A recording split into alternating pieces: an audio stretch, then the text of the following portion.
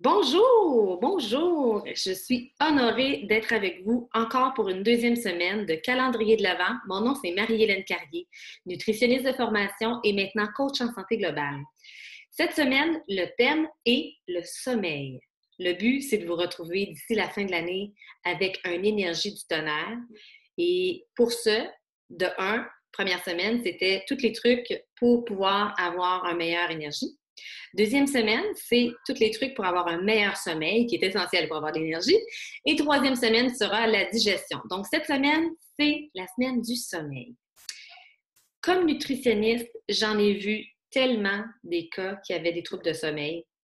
Au moins 30% de la population a des troubles de sommeil. Et c'est sûr et certain que l'alimentation joue quand même un rôle principal parce que votre digestion, plus elle est longue, plus vous allez avoir un sommeil qui ne sera pas récupérateur. Donc, aujourd'hui, je vous donne la liste des 4 conseils alimentaires qui vont vous permettre d'avoir un bon sommeil. Ensuite, une application qui va vous permettre de faire des choix éclairés. Et finalement, mon top 5 des pires choix alimentaires pour avoir un sommeil pas récupérateur finalement. Donc, suivez-moi, je vous partage mon écran. OK. Voilà. Voilà. Parfait. Premier conseil, rien de trop gras après 19 heures. Après 19 heures, c'est sûr et certain que les gens qui ont une digestion plus lente, vous allez avoir un sommeil qui va être entrecoupé pendant la nuit. Et si vous n'atteignez pas le sommeil profond et ensuite le sommeil paradoxal, vous n'aurez pas un sommeil qui est récupérateur. Donc, super important, rien de trop gras. Et je vais vous nommer tantôt des aliments qui sont trop gras, qu'est-ce que c'est quoi les aliments privilégiés. Limitez l'alcool à 5 jours consécutifs dans la semaine. Donnez-vous 2 journées de pause au courant de la semaine. Et s'il vous plaît, le moins d'alcool possible, idéalement pas du tout avant de vous coucher. Même si on s'endort super bien avec un petit verre d'alcool, après ça, le sommeil n'est pas du tout récupérateur et les réveils nocturnes ont lieu plus régulièrement. Donc, le but, c'est que vous ayez vraiment un sommeil qui soit récupérateur. Je vais vous laisser dans mon article de blog vraiment un document qui a été super bien fait par Éducalcool concernant l'alcool et le sommeil. Finalement, évitez la caféine avant de vous coucher. Principalement, prenez du café décaféiné, prenez du thé qu'on appelle, je ne le prononce peut-être pas correctement, mais rooibos, et ou sinon de la tisane. Il y en a pour qui la tisane à la camomille va même réveiller. Donc, il faut apprendre à se découvrir. Hein. Il y en a pour qui la valériane est extraordinaire, puis il y en a pour qui vraiment pas. Donc, il faut apprendre à se connaître selon les sortes de plantes, mais évitez le café avant de vous coucher. La plupart des gens vont quand même être sensibles à ça et éviter en fait tout ce qui est caféiné, thé inclusivement, après 14 heures si vous avez vraiment des troubles de sommeil. Finalement, limitez les aliments qui déminéralisent. Les aliments qui déminéralisent, ça veut dire que ça vous retire votre calcium, votre magnésium. Et ça, c'est des minéraux qui vous permettent de calmer votre corps. La décontraction musculaire, le système nerveux, tout se calme quand on a suffisamment de magnésium, de calcium, de minéraux. Et les minéraux on se fait déminéraliser quand on mange trop acide. Et donc, principalement, quand on mange des trop grosses portions de viande, quand on mange trop de café, quand on prend trop de sucre. Donc, les excès, en fait, déminéralisent le corps. Alors, ce qu'on veut, c'est enlever les gros excès et on veut ajouter des aliments qui reminéralisent le corps, comme par exemple toutes les noix reminéralise le corps, une poignée fermée à tous les jours sans aucun problème. Ensuite, dans les choses qui reminéralisent le corps, les légumineuses, pois chiches, lentilles, haricots rouges. La semaine passée, je vous ai donné dans mon premier vidéo des exemples en images pour les pâtes de légumineuses, de farine de légumineuses. Donc, le jour 1 de la semaine passée sur l'énergie, vous pouvez aller revoir la vidéo. Et donc, vraiment, noix, légumineuses, légumes verts, les haricots verts, les avocats, la graine de chia, la graine de chanvre. Donc, c'est tous des aliments qui reminéralisent le corps. Et au besoin, on peut prendre quand même un supplément de magnésium avant de se coucher. Ça peut être aidant. Si vous avez des problèmes, par contre, de diarrhée, il faut bien choisir son magnésium pour ne pas avoir de problème avec les selles. Le top 5 des aliments très gras à éviter. Surveillez d'abord vos portions parce que la portion d'un jeu de cartes de viande, à peu près gros comme ça, épais comme un jeu de cartes, va vous fournir à peu près l'équivalent de 10 grammes de gras si on les choisit bien. Poisson, poulet, fruits de mer, ne sera pas plus gras que 10 grammes. 12 grammes peut-être si c'est un saumon. Mais si vous prenez des portions plus grosses que le 3 onces, alors là, la quantité de gras double. Si vous prenez des 6 onces, par exemple, à peu près gros comme ça, c'est facile à prendre, là, avec une épaisseur de jeu de cartes. Sauf que le 6 onces, lui, va fournir plus l'équivalent de 20 grammes de gras. Donc là, 20, 30 grammes de gras. Alors, les aliments qui ont à peu près 30 grammes de gras, c'est ceux-là dans lesquels il faut vraiment faire attention parce que là, la digestion va être vraiment, vraiment plus longue et votre sommeil ne sera pas récupérateur.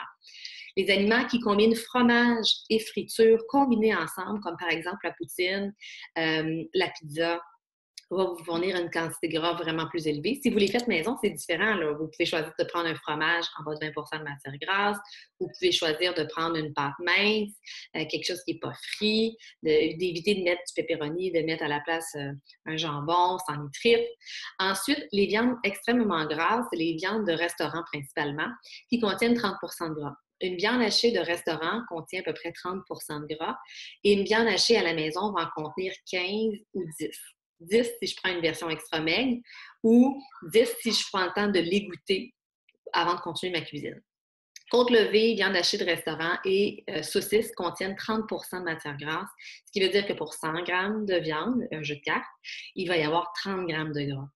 Et vous allez voir tantôt qu'on vise autour de 65 à 75 grammes de gras par jour. Si on sait qu'il va y avoir au moins 3 repas, à peu près autour de 15 à 20 grammes par repas, plus une collation ou 2 collations, on veut avoir une certaine limite. Produits à base de crème, ça, c'est vraiment quelque chose que les gens ne prennent pas conscience dans les restaurants. Mais si on mange les sauces Alfredo, les potages à la crème, les salades César, donc tout ce qui est crémeux, en fait, faites attention à ça parce que la quantité de gras peut être vraiment astronomique. Je vais vous montrer des exemples. Salade César, les produits à base de mayonnaise. Savez-vous qu'une cuillerée à thé de mayonnaise contient 5 grammes de gras et une cuillerée à soupe ou les petits contenants de mayonnaise dans les restaurants là, qui vont fournir contient 15 grammes de gras. Donc, on atteint vite la quantité quand on prend des mayonnaises régulières. Finalement, les aliments en pâte feuilletée aussi fait partie des aliments les plus riches en gras. Donc, ce que je vous suggère, si vous les faites à la maison dans le temps des fêtes, faites-vous des tourtières ou achetez-vous une abaisse qui va avoir juste un abaisse sur le dessus de la tourtière. Et là, moi, j'aime beaucoup prendre le porc effiloché, d'avoir une épaule de porc que je vais faire mijoter, je vais effilocher, je vais garder un petit peu de bouillon pour le côté moist, et puis je vais mettre une abaisse par-dessus. Comme ça, la quantité de gras va devenir beaucoup plus raisonnable. Des exemples de quantité de gras pour un apport en calories qui serait entre 2000 et 2500 calories. On s'entend qu'il y a des femmes qui pourraient manger beaucoup moins que ça aussi. Mais pour un apport en calories, on pourrait dire que 30 de notre apport en calories devrait être à peu près des gras, pour être entre 25 et 30 et ça représente 65 à 85 grammes de gras dans une journée. Ce qui fait que, si on essaie d'établir un menu à peu près équilibré, si vous visez 15 grammes de gras au courant de vos repas et des collations dans lesquelles il pourrait y en avoir 5 grammes, on a quand même un certain équilibre. Donc là, ça vous donne une analogie. Donc, dans les différents types de produits, une cuillerée à soupe de mayonnaise, c'est vite mis, si c'est une mayonnaise régulière, une mayonnaise de restaurant, et il va y avoir 15 grammes de gras d'un coup. Le fromage, ça, c'est l'aliment qui fait monter le plus. Le fromage, aussi gros qu'un ficello, une tranche carrée, un petit format prêt en sachet pour les lunchs, fournit déjà 10 grammes de gras si on choisit un fromage régulier. Il y a des extrêmement bons fromages légers qui existent, mais qui ont un petit côté gourmet aussi, qui valent la peine d'être explorés. Je pourrais vous en faire un article de blog bientôt. Ensuite, au niveau de la viande, tantôt je vous en ai parlé, mais surveillez surtout votre portion finalement, c'est ce que je voulais vous dire. Et choisissez des coupes de viande plus maigres, je vais vous en reparler. Et dans les déjeuners, n'hésitez pas, par contre, je vous ai mis en vert les bons choix là, de l'huile, c'est quand même un bon choix, mais en quantité modérée.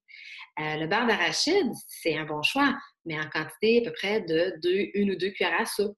Les poignées de noix, c'est un bon choix, mais en quantité d'une poignée de main.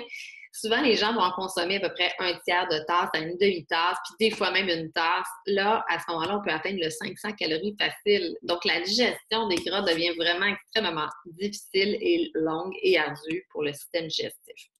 Petit truc, il existe sur vos applications. Diabète Québec a fait un guide concernant les restaurants pour connaître c'est quoi la quantité de gras dans les différents menus.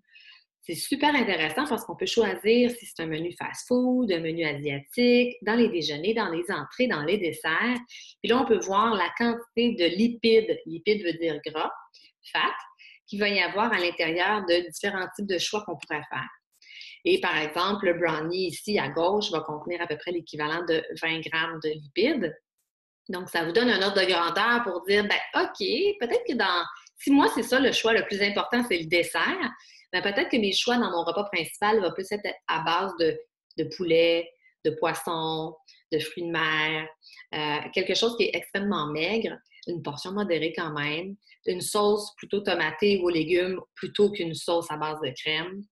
Une quantité modérée de vinaigrette, donc vinaigrette à part. On peut mettre du jus de citron, du vinaigre balsamique, mais une vinaigrette plus huileuse que crémeuse, comme une huile et vinaigre ou une vinaigrette au balsamique.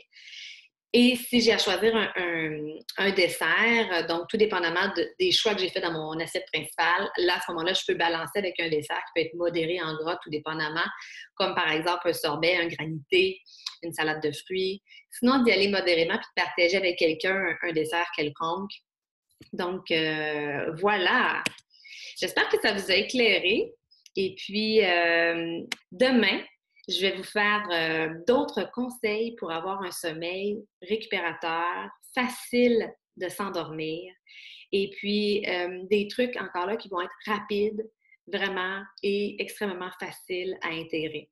L'alimentation, c'est quelque chose qu'on apprend à intégrer peu à peu.